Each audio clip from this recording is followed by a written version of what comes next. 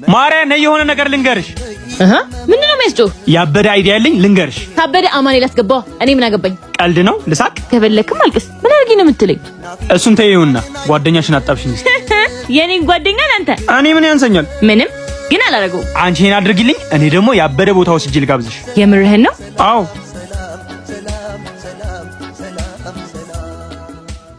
የኔ ቆንጆ እንዴት ነሽ? ሚደነቁበት ለኔ ሌላ ነሽ አንቺ እኮ ማለት ይሄው ጨርሻለሁ። የኔ ቆንጆ በቃ በራሴ ስልክ ደውልሻለሁ። እሺ ነይ በእናትሽ ተሳክቷል። በቃ እንሂድ። እሷም ጓደኛዋን አስተዋወቀችኝ። እኔም ገርጂ ወደሚገኘው የዋሉ ግሪል ይዣት ሄድኩ። እዛ ስንደርስ በቤቱ ውበት ብቻ ሳይሆን በማሮ መስተንግዳቸውም ተገርመን ነበር። እኛም ከቤቱ ሜኑ ያዘዝነው የዶሮ ማሰሮና የፍየል ማሰሮ ሲሆን እንደ ፍላጎታችሁ እርጎም አብሮ ይመጣላችኋል።